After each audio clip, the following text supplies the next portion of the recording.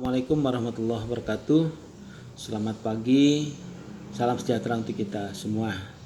Untuk mata kuliah studi kelayakan bisnis untuk pertemuan ke-6 ya, saya ingin membahas tentang metode peramalan atau forecasting. Nah, untuk itu saya harapkan kalian bisa mendapatkan referensi terkait dengan forecasting ini karena kalian tentunya sudah mempelajari dari mata kuliah yang lain yang memberikan pembelajaran tentang metode peramalan.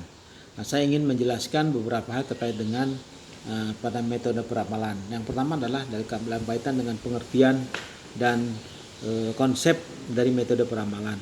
Nah, peramalan ini atau forecasting adalah suatu perkiraan tingkat permintaan yang diharapkan untuk suatu produk atau jasa dalam periode waktu tertentu yang di masa yang akan datang. Nah, peramalan ini merupakan kegiatan integral dari pengambilan keputusan manajemen. Nah, kebutuhan terhadap peramalan meningkat di periode sekarang ini ya. Ini berkenaan dengan usaha manajemen yang semakin berupaya untuk mengurangi ketergantungan terhadap hal-hal yang belum pasti. Nah, metode peramalan ini sangat penting dalam bisnis karena ekonomi yang dinamis, apalagi kalau sekarang kita lihat dengan adanya pandemi COVID-19. Nah, ini tentunya sangat memerlukan metode peramalan. Ini dalam rangka supaya apa? Dalam kaitan dengan penjadwalan sumber daya yang tersedia, kemudian dalam kaitan dengan sumber daya tambahan, ya, kemudian dalam kaitan dengan penjadwalan sumber daya yang kita inginkan. Nah, kemudian selanjutnya apa langkah-langkah yang perlu dilakukan dalam kaitan untuk melakukan suatu peramalan. Yang pertama tentunya bagaimana kita harus bisa mendapatkan atau mencari atau mengumpulkan data-data di masa yang lalu. Kemudian juga kita membuat plotting data, kemudian melakukan estimasi dari mode, kemudian melakukan peramalan, perbandingan, dan juga melakukan peramalan berdasarkan metode-metode yang nantinya akan dipilih. Nah, ada prinsip dasar mengenai peramalan. Yang pertama adalah asumsi bahwa sesuatu dengan sebab yang sama di masa lalu itu akan berlanjut. Jadi pada masa akan datang, ya, jadi adanya yang lalu itu pasti akan berlanjut. Itu adalah asumsi. Kemudian peramalan itu juga melibatkan error, ya, kesalahan. Jadi ini tidak menghilangkan error, tapi hanya bagaimana kita berupaya error ini bisa diminimalisasi. Kemudian yang ketiga adalah peramalan untuk family produk, ya, lebih akurat ini daripada kalau kita melakukan peramalan untuk produk individu. Nah, kemudian peramalan jangka pendek ini mengandung ketidakpastian yang lebih sedikit, ya, kalau dibandingkan dengan peramalan jangka panjang. Ini hal ini karena kondisi yang mempengaruhi permintaan cenderung tetap, ya, atau kalaupun terjadi perubahan, ya, perubahannya lambat. Kemudian peramalan cenderung tetap atau berubah lambat. Kemudian adanya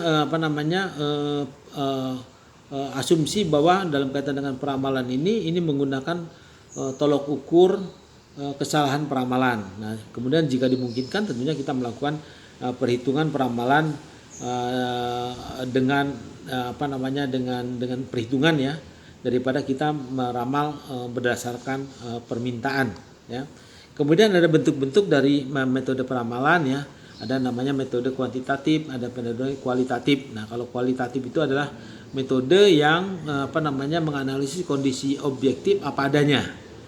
Atau juga bisa dikatakan peramalan yang didasarkan atas data kualitatif di masa yang lalu, ya. Ini kualitatif, ya. Jadi hasil peramalan yang dibuat ini sangat bergantung pada orang-orang yang menyusunnya, ya. Nah, tapi metode kualitatif ini tentunya penting, ya, karena bagaimanapun juga ini adalah merupakan metode dalam kaitan bagaimana kita melakukan peramalan.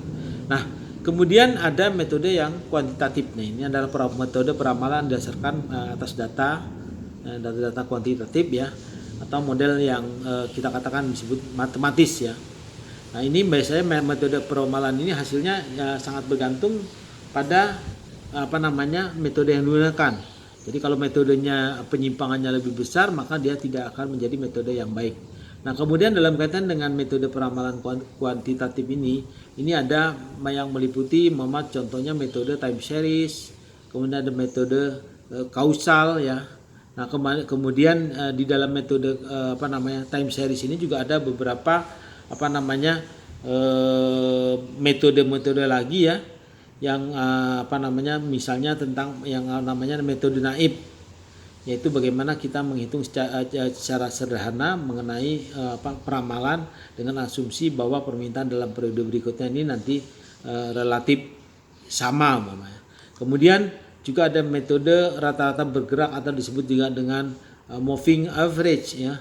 Nanti bisa dilihat dalam slide yang sudah saya berikan. Kemudian saya ingin menyampaikan tentang metode peramalan tadi yang disebut dengan kualitatif tadi ya. Ada beberapa teknik ya dalam kaitan dengan metode peramalan kualitatif. Yang pertama adalah survei pasar ya. Kemudian juri dari opini eksekutif ya.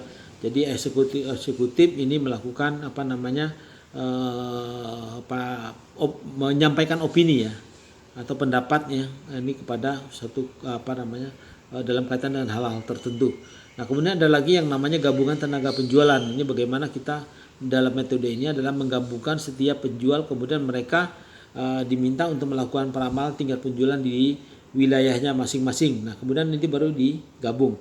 Nah, kemudian ada namanya metode Delphi, yang ini juga metode sebenarnya mirip dengan metode kuesioner, di mana kita menyebar kuesioner, tetapi jawaban dari kuesioner yang terkumpul itu disederhanakan terlebih dahulu sebelum kita sampaikan kepada ahli peramalan untuk bagaimana untuk melakukan analisis tentang hasil berdasarkan dari kuesioner tersebut. Nah, metode ini yang biasanya kelihatannya lebih akurat ya. Namun dalam hal lain ada kelemahannya, itu perlu jangka waktu yang cukup lama untuk menyelesaikan sampai bisa kita mendapatkan hasil dari kuesioner tersebut. Nah, kemudian ada metode peramalan lainnya ya, seperti metode market experiment atau disebut dengan percobaan pasar. Kemudian ada lagi metode peramalan dengan pendekatan marketing research ya. Nah, ini juga ada beberapa metode peramalan yang bisa nanti kita baca ya. Kita baca pada paparan yang saya sampaikan. Nah, demikian yang bisa saya sampaikan. Wabillahi taufiq wa hidayah. Wassalamualaikum warahmatullahi wabarakatuh.